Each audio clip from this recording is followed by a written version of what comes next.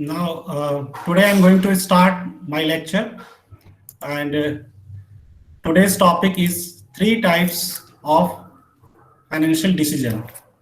आज हम लोग ये चर्चा करेंगे कि तीन तरह के वित्तीय निर्णय कौन कौन से होते हैं, और इसको समझने के पश्चात मेरे ख्याल से आप लगभग जो इस सब्जेक्ट में कितने सारे कंटेंट अवेलेबल है, मेरे ख्याल से आप समझ सकते हैं, और एक तरह से आपको एक हाईलाइट भी इस चैप्टर का आप लोग को मिल जाएगा। तीन तरह के निर्णय होते हैं, तो सबसे पहले हम ये समझ लें कि निर्णय कौन कौन से होते हैं पॉइंट वाइज। सबसे पहले है इन्वेस्टमेंट डिसीजन, निवेश निर्णय, और उसके अंदर दो पॉइंट हैं, capital budgeting decision, working capital management. और जैसे कि देख रहे हैं स्क्रीन पर कि ब्रैकेट में लिखा भी है लॉन्ग टर्म शॉर्ट टर्म, तो कैपिटल बजटिंग डिसीजन जो होता है हमेशा लॉन्ग टर्म के लिए होता है, इसके बारे में मैं डिटेल से अभी बताऊंगा। और working capital management short term यानी कि अल्पकाल से संबंधित है।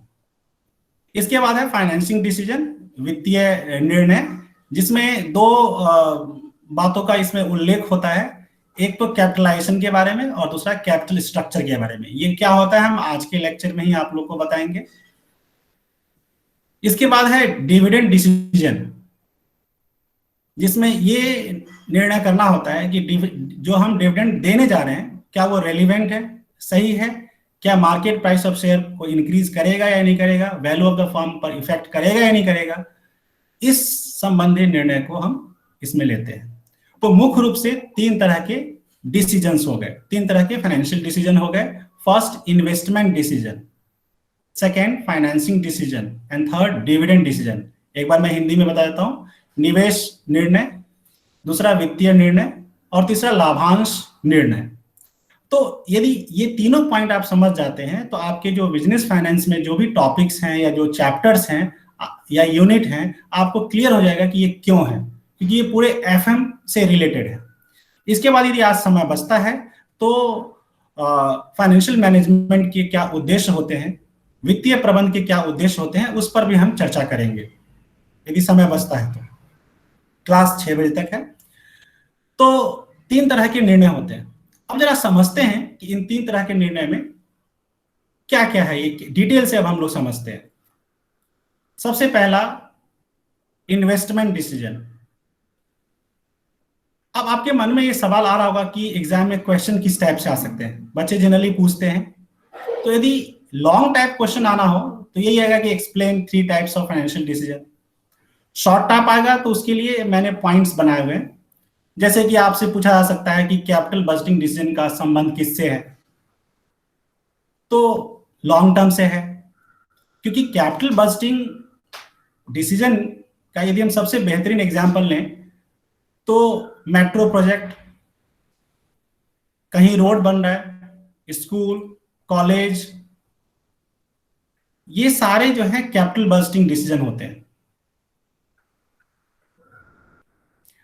और कैपिटल बजटिंग डिसीजन में सबसे खास बात क्या है कि इसमें सबसे ज्यादा, बहुत ज्यादा इन्वेस्टमेंट की जरूरत होती है, बहुत ज्यादा फंड की जरूरत होती है, रिस्क भी ज्यादा होता है, और साथ ही साथ रिटर्न भी ज्यादा होता है।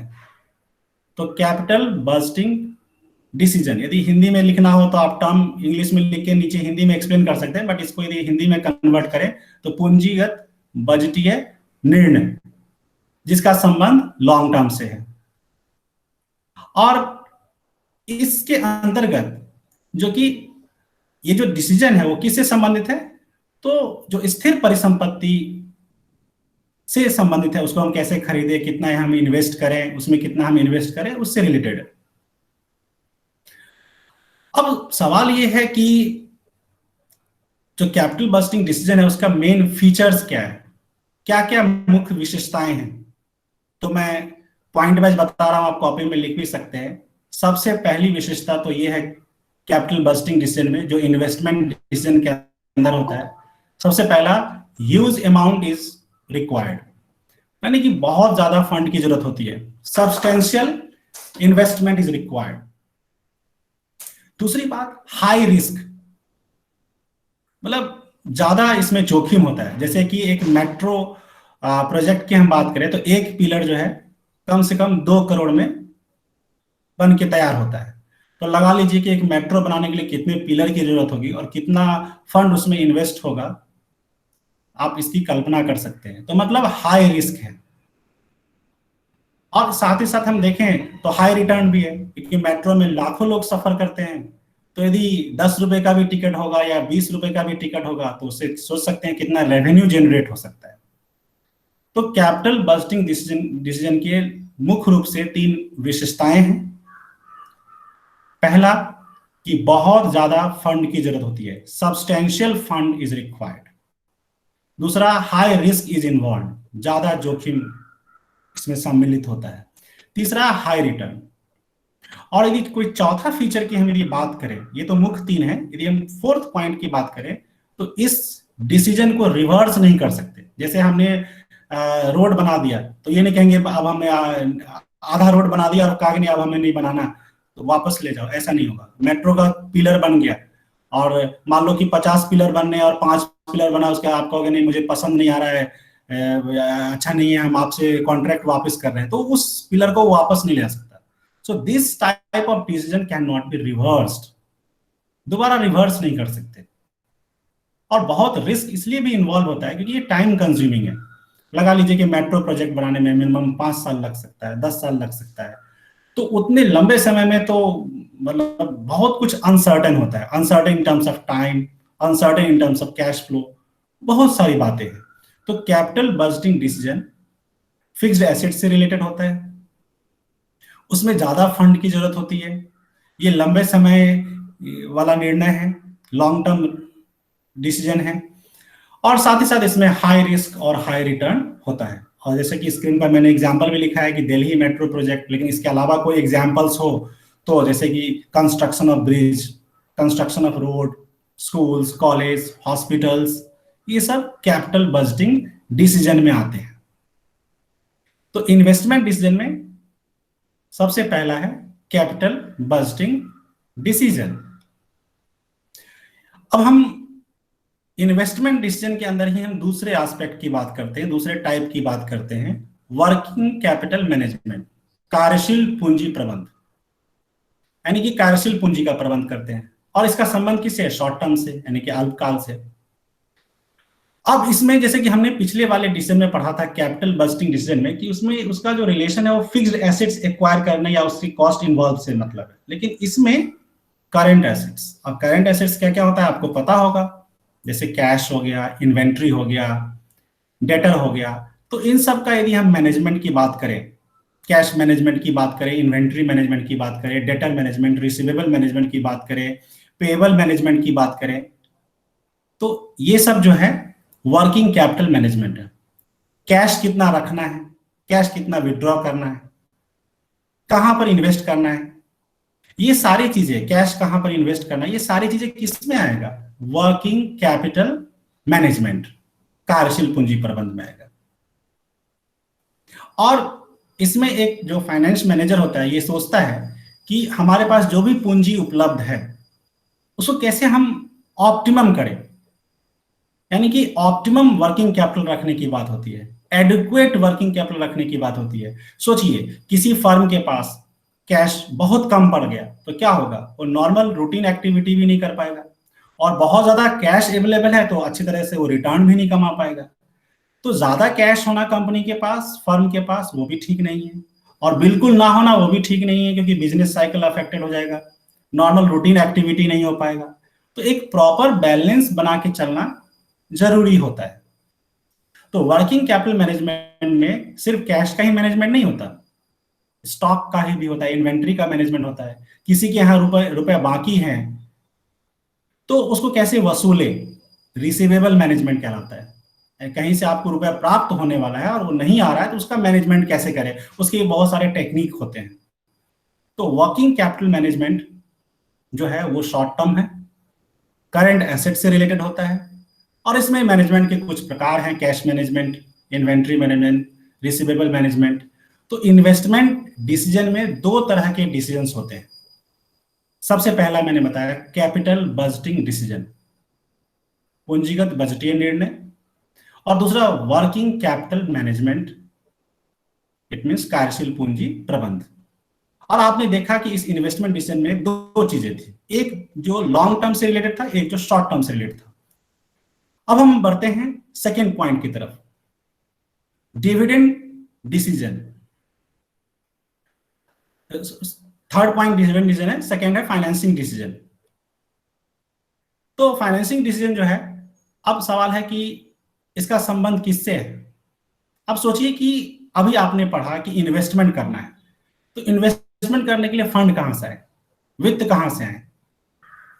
तो उसके दो मेन सोर्स होते हैं, एक है बोरोड फंड और दूसरा है ओनरशिप फंड। जैसे कि मान लीजिए कोई कंपनी लोन लेती है तो ये बोरोड फंड हो गया, कोई कंपनी डिवेंचर से फंड को रेज करती है तो बोरोड कैपिटल हो गया, बॉन्ड से करती है तो बोरोड कैपिटल हो गया।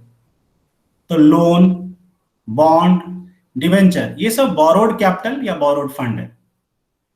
ओनरशिप फंड में क्या आएगा, इक्विटी शेयर आएगा।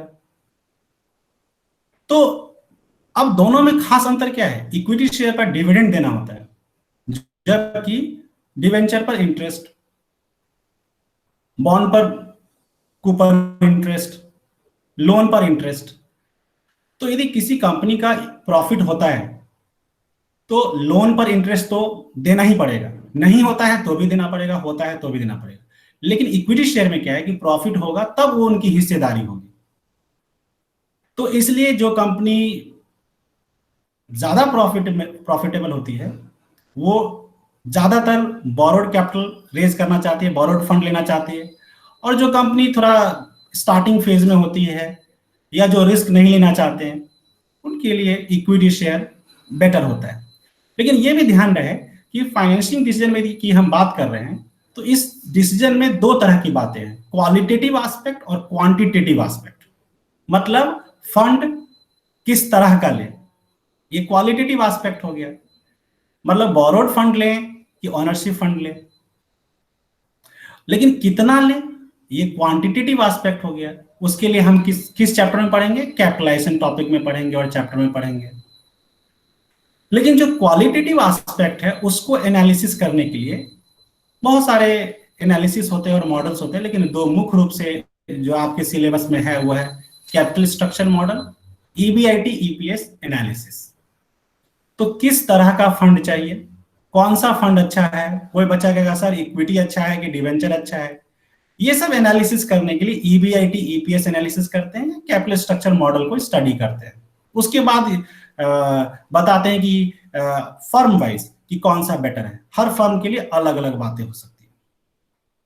कैपिटलाइजेशन ये बताता है कि कितनी मात्रा में चाहिए, कितनी मात्रा में आपको डिवेंचर चाहिए, कितनी मात्रा में इक्विटी चाहिए, कितनी मात्रा में आपको बैंक से लोन चाहिए, लॉन्ग टर्म लोन चाहिए। ये सारी चीजें कैपिटलाइजेशन में होगा। इस पर हम अलग से किसी दिन हम चर्चा करेंगे और इस पर हमने वीडियो भी अपलोड किया हुआ है यूट्यूब चैनल पर, मुंगेर यूनिवर्सिटी के यूट्यूब चैनल पर हमने अपलोड किया हुआ। अब हम आते हैं तीसरे तरह के निर्णय। तीसरे तरह के निर्णय है डिविडेंड डिसीजन।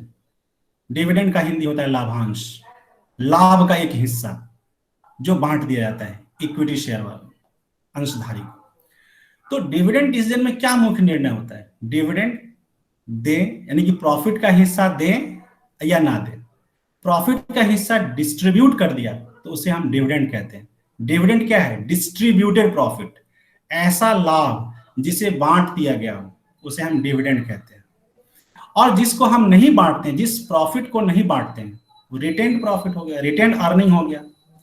तो जो फर्म को प्रॉफिट हुआ है क्या उसे डिविडेंड के रूप में बांट दिया जाए या ना बांटा जाए, ये भी एक महत्वपूर्ण निर्णय है।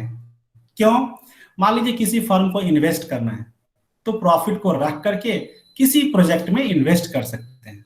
लेकिन मान लीजिए फर्म के पास कोई अच्छा प्लान नहीं है और प्रॉफिटेबल प्लान भी नहीं है, तो उस डिविडेंड, उस प्रॉफिट को डिविडेंड के रूप में डिस्ट्रीब्यूट कर दिया जाता है। डिविडेंड डिस्ट्रीब्यूट करने से शेयर होल्डर सेटिस्फाई होते हैं, वो खुश होते हैं कि चलो हमें इक्विटी शेयर में इन्वेस्ट करने से हमें डिविडेंड मिल रहा है। तो डिविडेंड देना या ना देना, मतलब प्रॉफिट डिस्ट्रीब्यूट करना या ना डिस्ट्रीब्यूट करना, ये भी बहुत बड़ा डिसीजन होता है। अब सवाल है कि कौन सा प्रॉफिट डिस्ट्रीब्यूट करें। तो ऐसा प्रॉफिट जो इंटरेस्ट और टैक्स देने के बाद जो हमारे पास प्रॉफिट बचता है, उस प्रॉफिट को डिस्ट्रीब्यूट करना चाहिए। PAT, PAT means profit after tax. तो प्रॉफिट आफ्टर टैक्स का मतलब ये हुआ कि जो भी ऑपरेटिंग प्रॉफिट है ईबीआईटी में से इंटरेस्ट और टैक्स घटाने के बाद जो बचा, उसे हम कहते हैं प्रॉफिट आफ्टर टैक्स।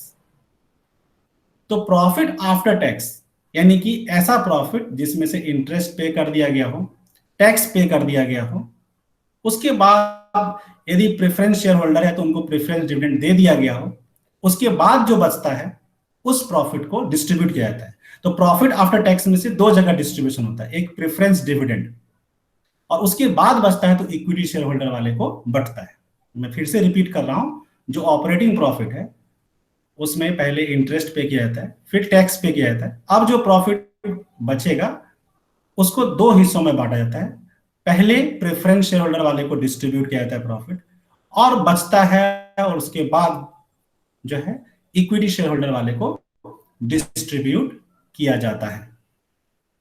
अभी मैंने बताया कि फर्म के पास कोई यदि अच्छा प्लान है तो निश्चित रूप से वो इन्वेस्ट करना चाहेगी, और इन्वेस्ट करना चाहेगी तो वो डिविडेंड नहीं देना चाहेगी। अब इन सारी बातों की एनालिसिस करने के लिए कि डिविडेंड देना रेलिवेंस है या नहीं है, उसके लिए बहुत सारे मॉडल्स हैं।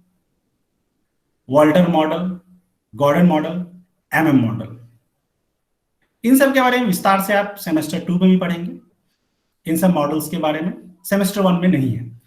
पीजी सेमेस्टर 2 का मैंने कल क्लास लिया था तो उसमें मैंने पढ़ाया था वॉल्टर मॉडल, गॉर्डन मॉडल, तो ये आगे के सेमेस्टर में आपको देखने को मिलेगा। तो मुख्य रूप से यदि हम बात करें तो डिसीजंस 3 तरह के होते हैं, जो हमने क्लास के स्टार्टिंग में बताया था। Investment decision, capital budgeting decision आता है इसके अंतर्गत, और वर्किंग कैपिटल मैनेजमेंट। ये दोनों डिसीजन इन्वेस्टमेंट डिसीजन के अंतर्गत आते हैं। फाइनेंसिंग डिसीजन में हम ये डिसाइड करते हैं कि किस तरह का फंड ले। तो किस तरह का फंड ले, ये कैपिटल स्ट्रक्चर की बात हो गई। कितना फंड ले, ये कैपिटलाइजेशन की बात हो गई। यानी कि किस क्वालिटी का फंड ले। यदि क्वालिटी की बात करेंगे तो कैपिटल स्ट्रक्चर, क्वांटिटी की बात करेंगे तो कैपिटलाइजेशन। तीसरा और आखिरी डिसीजन जो एफएम में होता है वो है डिविडेंड डिसीजन, यानी कि जो प्रॉफिट फर्म को हुआ है वो डिस्ट्रीब्यूट किया जाए या ना किया जाए, इस संबंधी निर्णय लेने के लिए, जो कि 3 तरह के निर्णय होते हैं। अब हम बच्चों से इंटरेक्ट करेंगे कि उन्होंने लेक्चर को किस तरह से उन्होंने लर्न किया, और इंटरेक्टिव क्लास के माध्यम से इस टॉपिक को और इंटरेस्टिंग बनाने का हम लोग प्रयास करेंगे। ये तो था कि हमें जो कंटेंट डिलीवर करना था वो मैंने डिलीवर किया। अब मैं कुछ बच्चों को मैं जिनका नाम लूंगा वो अनम्यूट करेंगे और उनसे मैं कुछ क्वेश्चन पूछूंगा।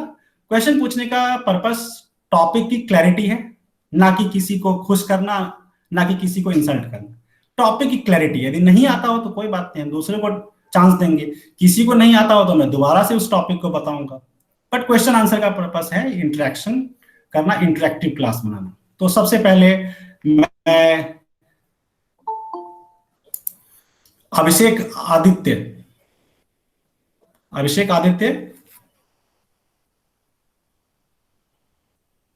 अनम्यूट कीजिए। हाँ जी सर। हाँ, आप बताइए कि इन्वेस्टमेंट डिसीजन 2 तरह के होते हैं, कौन कौन से टाइप होते हैं, पॉइंट्स बताने।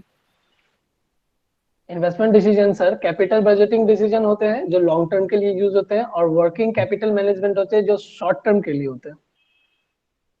जी, तो मैंने एक एग्जांपल दिया था कि दिल्ली मेट्रो प्रोजेक्ट, ये क्या ये कैपिटल बजटिंग डिसीजन है या working capital management? Sir working metro capital management. Project, working capital management short term के लिए होता है।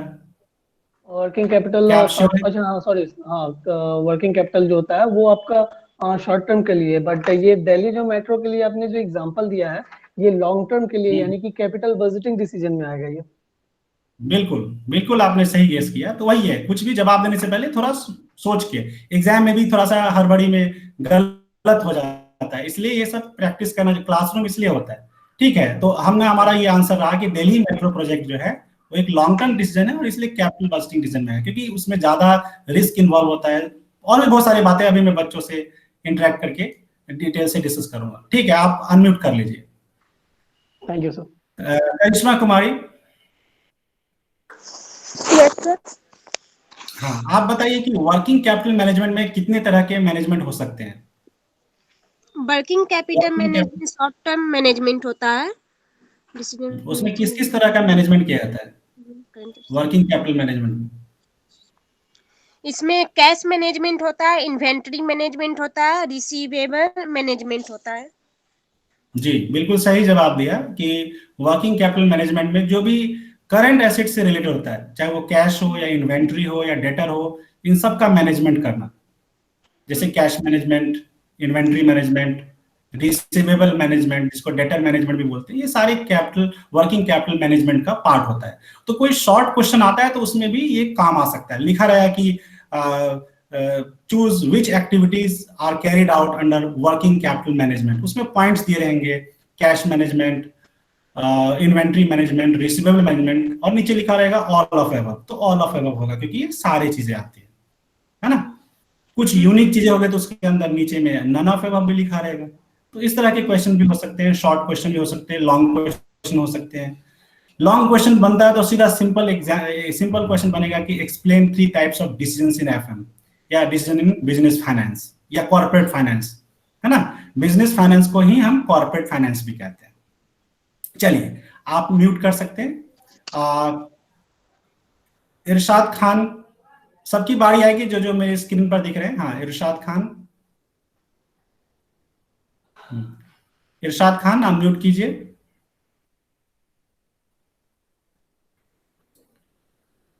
अभिलाषा सांडिल्य, जब तक इरशाद खान की बारी बाद में आएगी। आप बताइए कि फाइनेंसिंग डिसीजन के अंतर्गत जो है कैपिटल स्ट्रक्चर और कैपिटलाइजेशन की बात होती है, दोनों क्या है? कैपिटल स्ट्रक्चर और कैपिटलाइजेशन फाइनेंसिंग डिसीजन के अंदर। कैपिटल स्ट्रक्चर क्वालिटेटिव देखते हैं कितना किस क्वालिटी का है, और कैपिटलाइजेशन में देखते हैं क्वांटिटेटिव कितना मतलब फंड्स चाहिए। ठीक है, थोड़ा नेटवर्क प्रॉब्लम की वजह से अच्छे से सुनाई नहीं दिया, इसलिए हम दोबारा इरशाद खान के पास पहुंचते हैं। आप म्यूट कर लीजिए। इरशाद, आपने सही जवाब दिया, बट नेटवर्क प्रॉब्लम की वजह से हो सकता है कि सही से सुनाई ना दिया। अभिलाषा, आप म्यूट कर लीजिए। हाँ, इरशाद खान, आप क्वेश्चन समझे? फाइनेंसिंग डिसीजन के अंतर्गत कैपिटलाइजेशन और कैपिटल स्ट्रक्चर की बात होती है। जी तो सर, एक बार फिर एक्सप्लेन कर दीजिए, क्योंकि ये बहुत ही इंपॉर्टेंट की टर्म है, आगे भी आपको काम आएगा। जी सर, फिनेंशियल डिसीजन में जो कैपिटलाइजेशन होता है सर, वो 2 तरीका से होता है। या तो आप बोरोड फंड कर सकते हैं, या फिर आप ऑनर कैपिटल यूज कर सकते हैं। नहीं, मेरा क्वेश्चन ये था कि कैपिटलाइजेशन और कैपिटल स्ट्रक्चर में क्या अंतर है? कैपिटल स्ट्रक्चर सर आपको कैपिटल स्ट्रक्चर से आपको ये पता चलता है कि आपको किस किस तरीके का फंड चाहिए, और कैपिटलाइजेशन से ये पता चलता है कि आपको कितना कैपिटल चाहिए। जैसे कि एग्जांपल देके बताइए, इक्विटी और डिवेंचर, है ना। जी, डिसाइड कर ये लिया कि इक्विटी चाहिए। ये हाँ, ये स्ट्रक्चर में आता है सर, इक्विटी और बिल्कुल लोन या डिवेंचर, ये आपका कैपिटल स्ट्रक्चर में आएगा। बिल्कुल। स्ट्रक्चर ये बताता है कि आपको किस टाइप का चाहिए, है ना, जी सर, मिक्सचर। जी जी जी डिवेंचर और इक्विटी का मिक्सचर कितना चाहिए, ये बताता जी। है। लेकिन कैपिटलाइजेशन बताता है कि आपको कितने अमाउंट में चाहिए। हाँ, कितने अमाउंट में चाहिए, बिल्कुल सही है। मतलब ये सब टर्म्स की क्लैरिटी होने से बुक समझ में आएगा, नोट समझ में आएगा। तो जी सबसे सर, पहले तो आपको बेसिक टर्म्स क्लियर होना चाहिए, तभी आप समझ पाएंगे, है ना। तो आपने सही जवाब दिया, आपने ध्यान से सुना था लेक्चर को। तो कैपिटलाइजेशन और कैपिटल स्ट्रक्चर, ठीक है। अब मेरा एक ओपन क्वेश्चन है। ओपन क्वेश्चन का मतलब ये है कि मतलब कोई भी बच्चा जवाब दे सकता है, जो जी जो सर। पहले अनम्यूट करेगा। आपसे यदि कोई पूछे कि इक्विटी शेयर अच्छा है या डिवेंचर अच्छा है, तो क्या जवाब देंगे? सर डिवेंचर अच्छा है सर। क्यों? सर इस पे हमको टैक्स रिबेट मिलता है सर। Equity share. अच्छा, आपको मौका देंगे प्रियंका। हाँ, इरशाद के आप म्यूट सर कर इस लीजिए। प्रियंका के पास आता है। आपने सही जवाब दिया, लेकिन उसमें जवाब 100% कंप्लीट नहीं है जी ना। सर। 100% कंप्लीट नहीं, बट आपने सही दिया है, पार्शली करेक्ट। चलिए, प्रियंका के पास पहुंचते हैं। इरशाद खान, आप म्यूट कर लीजिए। हाँ, प्रियंका, आप बताइए, डिवेंचर अच्छा है या इक्विटी अच्छा है? सर हमको लगता है इक्विटी अच्छा है, बिकॉज ये ओनरशिप है, तो हमको ऐसा लगता है इक्विटी अच्छा है। अगर प्रॉफिट हुआ तो बहुत अच्छा फंड रिटर्न्स मिलता है, इसलिए। अच्छा अच्छा, चलिए नेचुरल सीनरी नाम से जिनका आइडिया उन्होंने हैंड रेज किया है तो उनको चांस देते हैं। प्रियंका आप म्यूट कीजिए। आपने सही बताया, बट हम लास्ट में बताएंगे कि इसका करेक्ट आंसर क्या होगा। जी सर, डिविडेंड डिविडेंड अच्छा होता है क्योंकि सर इसका रिस्क जो है कम होता है और शेयर बहुत रिस्की होता है। अच्छा, देखिए इन दोनों का मतलब कौन सा अच्छा है बिल्कुल तो नहीं कह सकते, क्योंकि सबके प्रॉस एंड कॉन्स होते हैं, है ना। पॉजिटिव नेगेटिव कुछ भी दोनों होते हैं, लेकिन ये मैं बताऊं कि सीधा कोई क्या कंपनी सिर्फ एक ही से चल सकती है? नहीं। क्या सिर्फ डिवेंचर के सहारे कोई कंपनी फॉर्म हो सकती है? नहीं। क्या सिर्फ ऑल इक्विटी फर्म हो सकता है? नहीं। लेकिन देखना है कि फर्म की सिचुएशन क्या है। तो अब मैं फर्म की सिचुएशन देता हूं, आप बताइए कि इक्विटी अच्छा है या डिवेंचर अच्छा है। जैसे मैं एक सिचुएशन देता हूं कि एक कंपनी बहुत प्रॉफिट अर्न कर रही है, अब बताइए कौन सा अच्छा है। शेयर अच्छा होगा। हाँ आप बताइए, आप नेचुरल सीनरी से आईडी से है, आपका क्या नाम है? Sir Ajit Kumar sir. हाँ अजीत कुमार, आप बताइए कि कंपनी बहुत प्रॉफिट अर्न कर रही है, अब क्या अच्छा है? बिजनेस से तो सर इक्विटी शेयर अच्छा होगा। इक्विटी शेयर अच्छा कैसे होगा? प्रॉफिट तो सारा बट ही जाएगा। डिवेंचर अच्छा होगा सर, क्योंकि डिवेंचर में हमको टैक्स का रिबेट मिल जाएगा और हम प्रॉफिट भी हमको कम बांटना पड़ेगा। बिल्कुल बिल्कुल सही है। तो ये कहना बहुत ही मुश्किल है कि कौन सा अच्छा है, बट सिचुएशन के हिसाब से हम निर्णय कर सकते हैं कौन सा अच्छा है। अब कोई नई कंपनी है तो नई कंपनी को जल्दी लोन तो मिलेगा नहीं। नहीं सर, उसके लिए इक्विटी चाहिए फिर, मतलब ऑन फंड। बिल्कुल सही है। तो मेरी बात आप समझ रहे होंगे कि आप सीधा आंख मूंद के मत कहिए कि ये अच्छा है, कुछ भी जी अच्छा सर। हो सकता है एज पर द सिचुएशन। ठीक है, चलिए अब मेरा लास्ट पॉइंट से क्वेश्चन है डिविडेंड डिसीजन से, कि डिविडेंड डिसीजन में हमें क्या डिसाइड करना होता है। प्रिया शर्मा आप बताइए, डिविडेंड डिसीजन में क्या डिसाइड करना होता है, उसके बारे में कुछ बताइए, थर्ड पॉइंट के बारे में। सर फिर से बोलिए। सर डिविडेंड डिविडेंड डिसीजन में डिसीजन हम में जो लोग लाभांश संबंधी जो निर्णय है उसमें किन किन बातों का उल्लेख किया जाता है? सर डिविडेंड डिसीजन में हम लोग प्रॉफिट को डिस्ट्रीब्यूट करते हैं। फर्स्ट हम लोग इंटरेस्ट देते हैं, फिर टैक्स देते हैं, और फिर जो प्रॉफिट बचता है उसको 2 पार्ट में डिवाइड करते हैं, और दूसरे पार्ट को इक्विटी शेयर में, लास्ट में जो बचता है उसको इक्विटी शेयर को देते हैं। मेरा जो क्वेश्चन था उसके अकॉर्डिंग एप्रोप्रिएट आंसर नहीं मिला। इरशाद हम आपको बाद में चांस देंगे। मुस्कान आप बताइए। इरशाद आप म्यूट कीजिए, नहीं तो साउंड इको होगा। Sir, please pardon one more time the question. मेरा ये कहना है कि in case of dividend decision what is decided by the firm. Firm क्या सर डिसाइड फर्म करेगी? के अकॉर्डिंग डिसीजन होता है। जब तक फर्म डिसीजन लेगा उसके अकॉर्डिंग पता करेगा क्या उसको डिविडेंड देना है, किसको पहले, according to firm situation dividend देगा वो। हाँ, मान लीजिए और फर्म के पास बहुत ही अच्छा इन्वेस्टमेंट प्लान है, तो क्या करना चाहिए? डिविडेंड डिस्ट्रीब्यूट करना चाहिए या नहीं करना चाहिए? Sir dividend already dividend share तो करना चाहिए, लेकिन कुछ अमाउंट अपने पास रख के बाकी का जो प्रॉफिट है पहले प्रेफरेंस शेयर को देगा, फिर वो इक्विटी शेयर आपस में डिस्ट्रीब्यूट। इसमें मैं थोड़ा सा और क्लैरिटी देता हूं। सबसे पहली बात तो कि जो थर्ड पॉइंट हमने बात किया था डिविडेंड डिसीजन, इसमें ये डिसाइड करना होता है कि जो भी प्रॉफिट अवेलेबल है, प्रॉफिट आफ्टर टैक्स, वो डिस्ट्रीब्यूट करें या ना करें। यदि प्रॉफिट को डिस्ट्रीब्यूट कर दिया तो डिविडेंड हो गया, और डिस्ट्रीब्यूट नहीं किया तो रिटेन अर्निंग हो गया। और यह इस बात पर डिपेंड करेगा कि डिस्ट्रीब्यूट करे या ना करे, फर्म के पास क्या कोई अच्छा प्रोजेक्ट है, इन्वेस्टमेंट प्लान है। इफ यस, यानी कि फर्म के पास है, तो रिटेन्ड अर्निंग यानी कि डिविडेंड नहीं देना चाहिए। और फर्म के पास कोई अच्छा इन्वेस्टमेंट प्लान नहीं है तो डिविडेंड को डिस्ट्रीब्यूट करना चाहिए। यानी कि थर्ड वाले डिसीजन में ये है कि डिविडेंड पे करें या ना पे करें।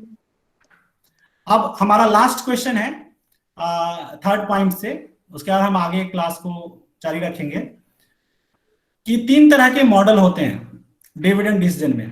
उन 3 तरह के मॉडल का नाम बताइए। अभिषेक बताओ। Sir water model, Gordon model, MM model of dividend.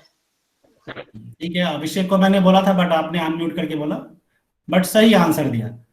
Walter model, Gordon model, MM model. बताइए। Gordon model and MM model. MM model का फुल फॉर्म है मोदिग्लानी मिलर मॉडल। ठीक है, तो अभी हमने ये देखा कि डिसीजंस जो बिजनेस फाइनेंस में या कॉर्पोरेट फाइनेंस में या फाइनेंशियल मैनेजमेंट में 3 तरह के डिसीजंस होते हैं। इन्वेस्टमेंट डिसीजन, जिसके अंतर्गत 2 थे, और उसके बाद फाइनेंशिंग डिसीजन, और तीसरा है डिविडेंड डिसीजन। तो इन्वेस्टमेंट डिसीजन में 2 बातों का उल्लेख किया जाता है, कैपिटल बस्टिंग डिसीजन और दूसरा है वर्किंग कैपिटल मैनेजमेंट। अब मैं एक जनरल क्वेश्चन एक कॉमर्स के स्टूडेंट को आना चाहिए और इस टॉपिक से भी रिलेटेड है। मैं शुभम कुमार से पूछना चाहता हूं कि करंट एसेट्स का कुछ एग्जांपल बताइए, क्योंकि करंट एसेट एक टर्म आया था, बता सकते हैं कौन से टॉपिक में ये टर्म आया था आज? वर्किंग कैप सर, ये वर्किंग में है और शॉर्ट टाइम में। करंट एसेट का एग्जांपल। करंट एसेट का एग्जांपल। करंट एसेट में सर जैसे प्लीज माइक ऑफ सर याद नहीं है।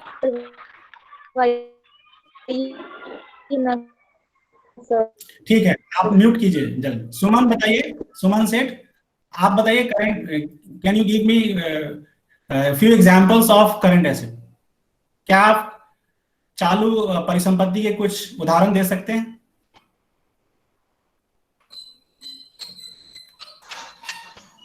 Sir cash, inventory, bill receivable, bills payable. हाँ बिल्कुल, ये सब एग्जांपल है जो मैंने आपको बताया था कि हम कैश का मैनेजमेंट करते हैं। स्टॉक, स्टॉक, इन्वेंट्री, ये सब हो गए, है ना? जी सर।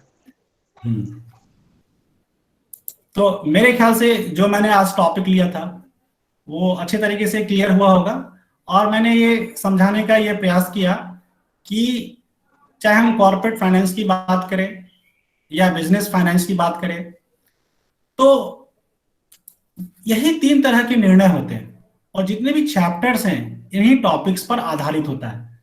आज आप अपना सिलेबस देखना, सारा यूनिट्स देखना, तो आपको पता चल जाएगा कि कौन कौन चैप्टर किस टॉपिक से रिलेटेड है।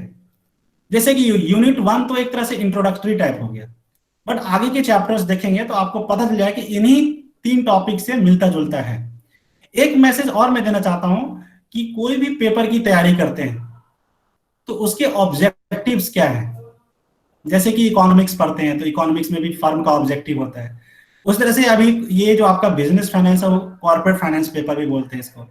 तो इसमें क्या ऑब्जेक्टिव है, यदि हम ऑब्जेक्टिव की बात करें, आज हम डिटेल से उसको डिस्कस नहीं करेंगे, बट एक तरह से एक आपको याद दिला रहा हूं कि पढ़ना क्या है। Sir procurement of fund and utilisation of fund. देखिए, आपने प्रोक्योरमेंट एंड यूटिलाइजेशन जो बताया वो मीनिंग से रिलेटेड है कि what is business finance. Business finance related to procurement, कैसे फंड को प्राप्त करें, जी जी, है ना। यूटिलाइजेशन उसको मतलब ऑप्टिमम यूटिलाइजेशन उसको हम कैसे करें, कैसे उसका उपयोग करें, उचित उपयोग कैसे करें, ये सारा संबंधी जो निर्णय है वो बिजनेस फाइनेंस की बात है। बट मेरा क्वेश्चन ये था कि व्हाट इज द ऑब्जेक्टिव, है ना। ऑब्जेक्टिव क्या है, उद्देश्य क्या है? Profit maximisation, profit maximisation, right. Wealth maximisation, wealth maximisation of बिल्कुल। तीसरा इकोनॉमिक वैल्यू मैक्सिमाइजेशन। हाँ बिल्कुल, आप सही जवाब दे रहे हैं, इकोनॉमिक वैल्यू एडेड मैक्सिमाइजेशन। एक और है स्टेक होल्डर, फोकस ऑन बिल्कुल सही जवाब दिया। आप सभी को जरूरत है कि म्यूट कर ले, अदरवाइज साउंड इको होगा। बिल्कुल सही जवाब दिया, मुस्कान ने एक कंप्लीट जवाब दिया है, लेकिन आपके बुक में 2 ही पॉइंट है। आपके बुक में प्रॉफिट मैक्सिमाइजेशन है और वेल्थ मैक्सिमाइजेशन है, बट जो मैंने लेक्चर अपलोड किए थे उसमें मैंने 4 पॉइंट्स बताए थे। Profit maximisation, wealth maximisation of shareholder, तीसरा था स्टेक होल्डर्स वेल्थ मैक्सिमाइजेशन, और चौथा था इकोनॉमिक वैल्यू एडेड मैक्सिमाइजेशन। तो मैंने 4 पॉइंट्स का उसमें उल्लेख किया था पीपीटी में, जो मुंगेर यूनिवर्सिटी के गूगल ड्राइव पर भी अपलोड है। आप वहां से डाउनलोड कर सकते हैं नोट्स, जो बच्चे इंग्लिश मीडियम के हैं। वीडियो मैंने कुछ हिंदी में बनाए हैं, कुछ इंग्लिश में बनाए हैं, तो आप उसको डाउनलोड करके एटलीस्ट सिलेबस तो देख सकते हैं। और इंग्लिश मीडियम वाले बच्चों के लिए 100% बेनिफिशियल है। और मैंने कुछ बुक्स भी सजेस्ट किया है क्लास के स्टार्टिंग में, आप वहां से देखिए।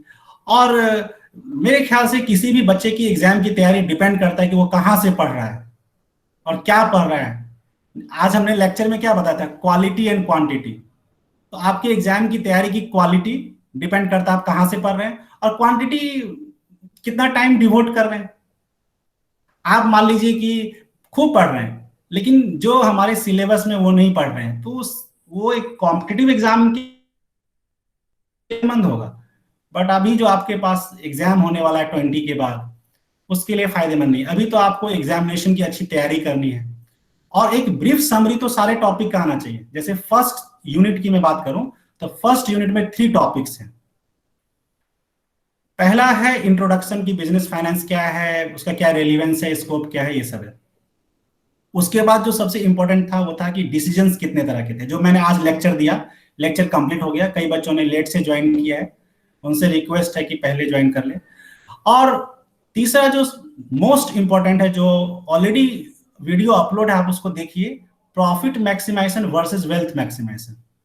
दोनों में से कौन सा अच्छा ऑब्जेक्टिव है। एग्जाम में आ सकता है कि which objective is superior, profit maximisation और वेल्थ मैक्सिमाइजेशन। तो ये मैं आपको बिना प्रेजेंटेशन का ही ओरली समझा देता हूं कि यदि हम कॉर्पोरेट फाइनेंस या बिजनेस फाइनेंस की बात करें या फाइनेंशियल मैनेजमेंट की बात करें, तो उसके पॉइंट ऑफ व्यू से तो 4 पॉइंट हमने डिस्कस किया, मुस्कान ने भी इसका जवाब दिया। लेकिन आपके सिलेबस के पॉइंट ऑफ व्यू से 2 टॉपिक पढ़ना है, profit maximisation, wealth maximisation. Exam में क्वेश्चन आ भी सकता है कि give arguments in favour of profit maximisation या criticise profit maximisation as objective of business finance. मतलब प्रॉफिट मैक्सिमाइजेशन के फेवर में, यानी कि उसकी पॉजिटिव पॉइंट बताने हैं, और क्रिटिसाइज मतलब उसके अगेंस्ट नेगेटिव पॉइंट्स बताने हैं। प्रॉफिट मैक्सिमाइजेशन अच्छा भी है और अच्छा नहीं भी है। तो यदि किसी बच्चे को थोड़ा सा उन्होंने स्टडी किया है तो बताइए, थोड़ा सा क्लास इंटरेक्टिव होगा। कोई बता सकते हैं कि प्रॉफिट मैक्सिमाइजेशन अच्छा है या अच्छा नहीं है? अच्छा है तो क्यों अच्छा है, और अच्छा नहीं है तो क्यों? मतलब arguments in favour and against profit maximisation. लाभ अधिकतम करने के उद्देश्य के पक्ष में और विपक्ष में तर्क देना है। कोई बच्चा दे सकता है? देखिए, प्रॉफिट मैक्सिमाइजेशन, कोई भी बिजनेस है तो प्रॉफिट चाहता है। प्रॉफिट एक इंसेंटिव, एक मोटिवेशन का काम करता है। तो प्रॉफिट मैक्सिमाइजेशन उस फर्म के लिए अच्छा है जो मोटिवेट होता है कि चलो मेरा प्रॉफिट बढ़ा। और फर्म अच्छा कर रही है, अच्छा नहीं कर रही है, फर्म की एफिशिएंसी क्या है, फर्म कुशल है या अकुशल है, इस बात की जानकारी इस बात से हम ले सकते हैं कि फर्म प्रॉफिट अर्न कर रही है या नहीं कर रही है। लेकिन प्रॉफिट अपने आप में क्लियर नहीं है, क्योंकि प्रॉफिट शॉर्ट टर्म हो सकता है, प्रॉफिट लॉन्ग टर्म हो सकता है, प्रॉफिट आफ्टर टैक्स हो सकता है, प्रॉफिट बिफोर टैक्स हो सकता है, ऑपरेटिंग प्रॉफिट हो सकता है, profit before interest and tax हो सकता है, profit after interest and tax हो सकता है। तो कई तरह की बातें हो सकती है। प्रॉफिट अपने आप में क्लियर नहीं है, इसलिए इंग्लिश में लिखा होता है प्रॉफिट इज अनक्लियर या वेग कंसेप्ट। सो प्रॉफिट इज वेग कंसेप्ट, प्रॉफिट अपने आप में क्लियर नहीं है। दूसरी बात कि प्रॉफिट आज आ रहा है, कल आ रहा है, 1 साल बाद आ रहा है, सबको अकाउंटेंट बराबर मानते हैं, जो कि सही नहीं है। जो प्रॉफिट हमें आज मिल रहा है उसकी वैल्यू ज्यादा है यदि अमाउंट सेम है तो। जो प्रॉफिट हमें 1 महीने बाद या 1 साल बाद मिल रहा है उसकी थोड़ी सी वैल्यू कम है यदि अमाउंट सेम है तो टाइम वैल्यू ऑफ मनी को लेकर नहीं चलता है। और भी बहुत सारी बातें हैं जिस पर हम क्रिटिसाइज कर सकते हैं कि प्रॉफिट अच्छा नहीं है, प्रॉफिट में रिस्क इन्वॉल्व कितना है, प्रॉफिट मैक्सिमाइजेशन कंसेप्ट में कितना रिस्क इन्वॉल्व है ये हम पता नहीं कर सकते। तो मेरे कहने का मतलब ये हुआ कि प्रॉफिट मैक्सिमाइजेशन कंसेप्ट के फेवर में और अगेंस्ट में हमें पढ़ाई करनी है, एग्जाम में आ सकता है। इसके अलावा वेल्थ मैक्सिमाइजेशन पर हम एक सेपरेट क्लास लेंगे। तो आज मैं अपना क्लास कंक्लूड करता हूं। आज मैंने यूनिट फर्स्ट का मैंने हाईलाइट दिया। नेक्स्ट लेक्चर में हम इससे आगे की बात करेंगे। आप सभी बच्चों को मैं धन्यवाद दे रहा हूं, लेकिन बट अभी क्लास में एंड नहीं कर रहा हूं।